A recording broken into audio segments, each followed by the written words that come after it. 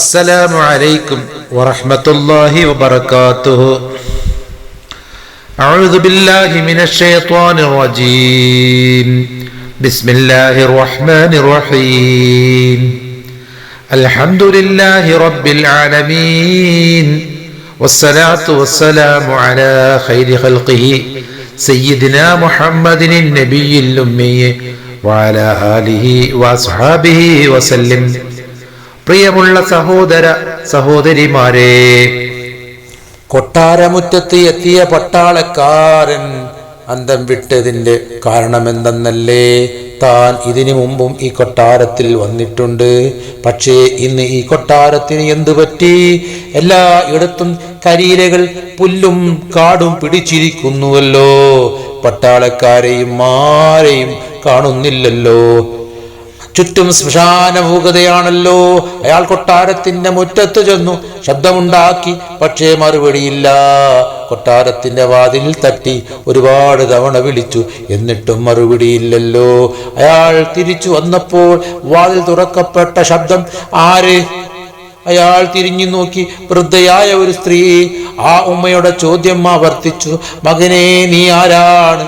പട്ടാളക്കാരൻ പറഞ്ഞു, ഞാൻ അയൽ രാജ്യത്തെ രാജാവിന്റെ സന്ദേശം കൈമാറാൻ വന്നതാണ്. മഹ്മൂദുൽ അംഫദിയെ വിവാഹത്തിന് ക്ഷണിക്കാൻ എന്റെ രാജൻ പറഞ്ഞു വിട്ടതാണ്. മഹാനവറുകളുടെ പേര് കേട്ടതും ആ വൃദ്ധ മാതാവിന്റെ കണ്ണുകൾ നിറഞ്ഞൊഴുകി. പട്ടാളക്കാരൻ കാര്യം തിരക്കി. അപ്പോൾ ആ മാതാവ് പുലി വന്നതും അത് പിടിക്കാൻ മഹാനവറുകൾ പോയതുമായ എല്ലാ നടന്ന കാര്യങ്ങളും പറഞ്ഞു കേൾപ്പിച്ചു. അന്നു പോയതാണ് എന്റെ മകൻ, ഇതുവരെ വന്നിട്ടില്ല മോനെ. പിന്നീടൊന്നും അവനെ കുറിച്ച് അറിഞ്ഞതുമില്ല മോനെ എന്ന് പട്ടാളക്കാരോട് പറഞ്ഞപ്പോൾ, ഞാൻ നംഫദിയുടെ ഉമ്മയാണ്. ഈ വാക്കുകൾ കേട്ട പട്ടാളക്കാരൻ ധർമ്മസങ്കടത്തിലായി. അയാൾ തിരിച്ചു കൊട്ടാരത്തിൽ വന്നു. അവിടെ മഹാനവറുകളുടെ ഉമ്മ പറഞ്ഞതായ കാര്യങ്ങൾ മുഴുവനും അയാൾ രാജാവിനെ അറിയിച്ചു. രാജാവ് ഈ കഥകൾ കേട്ടതിനു ശേഷം വളരെയധികം ദുഃഖിതനായി. പിതാവിന്റെ വിഷമം കണ്ട രാജകുമാരിയും വിഷമത്തിലാണ്. സത്യത്തിൽ പിതാവിനെ അറിയിച്ചാൽ സത്യലംഘനമാകുമല്ലോ. അതിനാൽ അതെല്ലാം അവൾ മനസ്സിൽ തന്നെ സൂക്ഷിച്ചു. വിവാഹത്തിന്റെ ദിവസം അടുത്തു വന്നു. രാജാവിന്റെ അതിഥികളുടെ മുന്നിൽ തന്റെ മകളുടെ ഭർത്താവ് കൈകൾ നഷ്ടപ്പെട്ടവനെന്ന് ആക്ഷേപിക്കുന്നത് കേൾക്കേണ്ടി വരുമല്ലോ എന്ന ദുഃഖം വർദ്ധിച്ചു വന്നുകൊണ്ടിരിക്കുകയാണ്. ഇതേ സമയം കല്യാണത്തിന്റെ തലേ ദിവസം ബഹുമാനപ്പെട്ടവർ ആ ജയിലറക്കുള്ളിൽ നിസ്കരിച്ചതിന് ശേഷം മനമുരുകി ദുആ ചെയ്തു.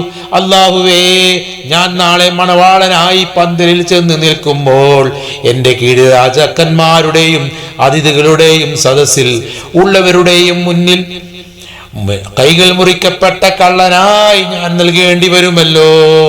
ഞാൻ അവരുടെ മുന്നിൽ അപമാനിതനാകുമല്ലോ. അല്ലാ, എന്നെ ഈ അപമാനത്തിൽ നിന്നും രക്ഷിക്കണേ അല്ലാ. നീ ഖൈറായ ഒരു തീരുമാനം നടത്തണം അല്ലാ. അദ്ദേഹം പൊട്ടിക്കരഞ്ഞു, അപമാനിതനാക്കല്ലേ അല്ലാ, എന്നെ അപമാനിതനാക്കല്ലേ അല്ലാ, എന്നെ രക്ഷിക്കണേ അല്ലാ. വേദന നിറഞ്ഞ ആ മനസ്സുമായി അദ്ദേഹം ഉറങ്ങി. അന്നു രാത്രി മഹാനവറുകൾ സുന്ദരമായ ഒരു സ്വപ്നം കാണുകയാണ്. പൊൻപ്രഭ പോലെ മാനത്തെ പൊന്നമ്പിളിയെ തോൽപ്പിക്കുന്ന വദനവുമായി മുത്ത് ഹബീബ് സ്വല്ലല്ലാഹു അലൈഹി വസല്ലം അമീറുൽ മുഅ്മിനീങ്ങളും പ്രമുഖ സ്വഹാബികളും അദ്ദേഹത്തിന്റെ സ്വപ്നത്തിൽ വന്നു. അതേക്കുറിച്ച് കാദിയൻ പാടിയ വരികൾ ഞാൻ നിങ്ങൾക്കും ഒന്ന് കേൾപ്പിക്കട്ടെയോ? മുത്ത് നബി ഒന്നാബൂബക്കർ സിദ്ദീഖും കൂടെ ഉമറുണ്ട് ഉസ്മാൻ അലിയാരും പിന്നെ പ്രധാനിയ മറ്റ് സഹാബത്തും. ഹബീബ് സല്ലല്ലാഹു അലൈഹി വസല്ലമ വന്നു. സലാം ചൊല്ലി മഹാനവറുകളുടെ സങ്കടത്തെ കുറിച്ച് ചോദിക്കുകയും ഖുർആൻ ആയത്തിൽ സംശയിച്ചത് മുതൽ ആ നിമിഷം വരെയുള്ള എല്ലാ കാര്യങ്ങളും വിശദീകരിച്ചു. എന്നിട്ട് മഹാനവറുകൾ നബി സല്ലല്ലാഹു അലൈഹി വസല്ലമയോട് പറയുകയാണ്, നാളെ കൊട്ടാരത്തിൽ വരുന്നവർ എന്നെ കൈയില്ലാത്തവനെന്നും കള്ളൻ എന്നും വിളിച്ച് അപമാനിക്കുമോ നബിയേ എന്ന വിഷമം മാത്രമാണ് എന്നിലുള്ളതെന്ന്. ഇത് കേട്ടപ്പോൾ ആ ശർഫാക്കപ്പെട്ട കരം കൊണ്ട് മഹാനവറുകളെ പിടിച്ചു. പെട്ടെന്ന് മഹാനവറുകൾ ഉറക്കിൽ നിന്ന് ഞെട്ടി ഉണർന്നു. നോക്കിയപ്പോൾ അത്ഭുതം, നഷ്ടപ്പെട്ട തന്റെ ഇരുകൈകൾ തിരിച്ചു കിട്ടിയിരിക്കുന്നു. തിരുനബി സല്ലല്ലാഹു അലൈഹി വസല്ലമയുടെ സ്വപ്നദർശനം ലഭിച്ചവർക്ക് പല അത്ഭുതങ്ങളും നടന്നതായി ചരിത്രം നമുക്ക് അറിയിച്ചു തന്നിട്ടുണ്ടല്ലോ. സല്ലല്ലാഹു അലാ മുഹമ്മദ് സല്ലല്ലാഹു അലൈഹി വസല്ലം. അങ്ങനെ മഹാനവറുകൾ അള്ളാഹുവിനോട് ശുക്ർ ചെയ്തു. കല്യാണ ദിവസം അതിഥികൾ വന്നു. രാജാവ് ഇപ്പോഴും ദുഃഖിതനാണ്. അതിഥികൾ വരനെ അന്വേഷിക്കാൻ തുടങ്ങി. അവസാനം അദ്ദേഹം തന്റെ ഭടന്മാരോട് മഹാനവറുകളെ നിക്കാഹിന്റെ സദസ്സിലേക്ക് കൊണ്ടുവരാൻ നിർദ്ദേശം നൽകി. ജയിലിലെത്തിയ പട്ടാളക്കാരൻ അത്ഭുതപ്പെട്ടു. അയാൾ രാജാവിന്റെ അരികിലേക്ക് ഓടി, പ്രഭോ പ്രഭോ, അത്ഭുതമാണ്, ഇതെന്തൊരത്ഭുതമാ! അങ്ങയുടെ മരുമകനാകുന്ന ആ വ്യക്തിയുടെ കൈകൾ തിരിച്ചു കിട്ടിയിരിക്കുന്നു. അത് ഒരു മഹാനാണെന്ന് തോന്നുന്നു. രാജാവും മറ്റ് പട്ടാളക്കാരും ആ ജയിലറയിലേക്ക് ഓടിയെത്തി. അവിടെ കൂടി നിൽക്കുന്നവരെ മാറ്റിക്കൊണ്ട് ജയിലറയിലേക്ക് കടന്ന രാജാവ് ഞെട്ടി. അദ്ദേഹത്തിന് തന്റെ കണ്ണുകൾ വിശ്വസിക്കാൻ കഴിയുന്നില്ല. അല്ലാഹുവേ, 7 രാജ്യങ്ങളുടെ അധിപതിയായ മഹ്മൂദുൽ അംഫദി റളിയല്ലാഹു അൻഹു ആണോ തന്റെ കൊട്ടാര ജയിലറയിൽ കള്ളരായി കൈകൾ മുറിക്കപ്പെട്ട ശിക്ഷ അനുഭവിച്ചത്? രാജാവ് അദ്ദേഹത്തെ കെട്ടിപ്പിടിച്ചുകൊണ്ട് രാജാവ് പൊട്ടിക്കരയുകയാ, എന്നോട് പൊറുക്കണം, എന്നോട് പൊറുക്കണേ, എന്നോട് പൊറുക്കണേ, എന്റെ അറിവില്ലായ്മ കൊണ്ടാണ്, എനിക്ക് മാപ്പ് തരണേ. എന്നാൽ മഹാനവറുകൾ രാജാവിനെ ആശ്വസിപ്പിച്ചുകൊണ്ട് പറഞ്ഞു, അതിലെനിക്ക് വിഷമമില്ല. അള്ളാഹുവിന്റെ ഖുർആനിൽ അവിശ്വസിച്ചതിന്റെ പരീക്ഷണമാണിത്. എനിക്ക് വിഷമമില്ല. നബി സല്ലല്ലാഹു അലൈഹി വസല്ലമയെ സ്വപ്നം കണ്ടപ്പോൾ മുത്തുനബി സല്ലല്ലാഹു അലൈഹി വസല്ലം എന്റെ കരം പിടിച്ചു. അങ്ങനെ ഞാൻ ഞെട്ടി ഉണർന്നു നോക്കിയപ്പോൾ എന്റെ കൈകൾ അള്ളാഹു തിരിച്ചു തന്നിരിക്കുന്നു. രാജാവും മഹാനവറുകളും ജയിലറയുടെ പുറത്തിറങ്ങി. ശേഷം രാജാവ് ചോദിച്ചു, അങ്ങ് എന്നോട് പുറത്തു തന്നില്ലെങ്കിൽ എന്റെ മകളെ അങ്ങ് നിക്കാഹ് ചെയ്യുമോ? അങ്ങയെ കൊണ്ട് നിക്കാഹ് കഴിപ്പിക്കണം എന്നത് എന്റെ ആഗ്രഹമായിരുന്നു. ഇപ്പോൾ മകളുടെ പിടിവാശിയിൽ ആണ് ഈ നിക്കാഹിന് ഞാൻ സമ്മതം നൽകിയത്. അതിനാൽ അങ്ങയുടെ അനുവാദം ഞാൻ ചോദിക്കുന്നു. മഹാനവറുകൾ പുഞ്ചിരി തൂകിക്കൊണ്ട് സമ്മതം അറിയിച്ചു. അൽഹംദുലില്ലാഹ്.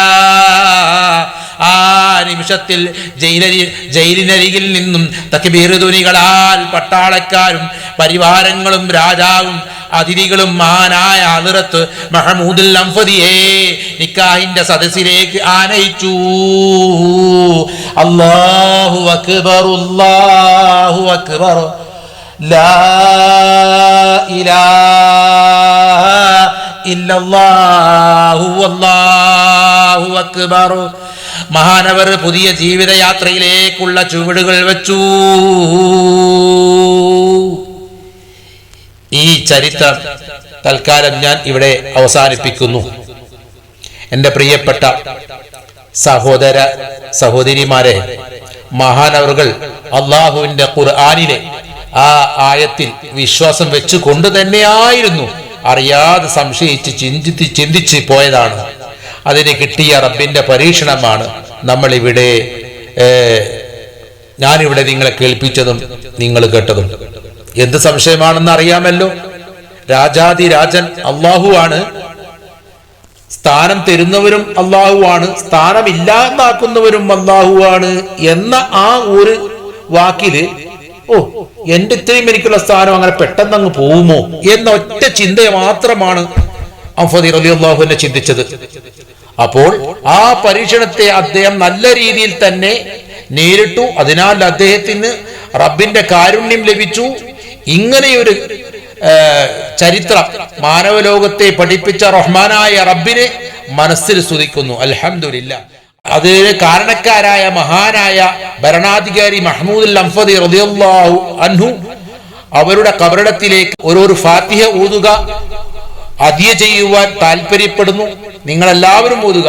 റഹ്മാനായ റബ്ബ് എല്ലാ ബുദ്ധിമുട്ടുകളും പ്രയാസങ്ങളും അനുഭവിക്കേണ്ടി വന്നാലും എല്ലാ പ്രയാസങ്ങളും തന്നെ മഹ്മൂദുൽ അംഫദി റളിയല്ലാഹു അൻഹുവിന്റെ ബറക്കത്ത് കൊണ്ട് നമ്മുടെ എല്ലാ പ്രയാസങ്ങൾക്കും പ്രശ്നങ്ങൾക്കും, പ്രത്യേകിച്ച് ഈ കൊറോണയുടെ ഉപദ്രവങ്ങളെ തൊട്ടും അള്ളാഹു നമ്മെ എല്ലാവരെയും കാത്തു രക്ഷിക്കുമാറാവട്ടെ. നിങ്ങളെല്ലാവരും എനിക്ക് വേണ്ടി ദുആ ചെയ്യണം. നിങ്ങൾക്ക് വേണ്ടി ഞാനും ദുആ ചെയ്യാം. അസ്സലാമു അലൈക്കും വറഹ്മത്തുള്ളാഹി വബറകാതുഹു.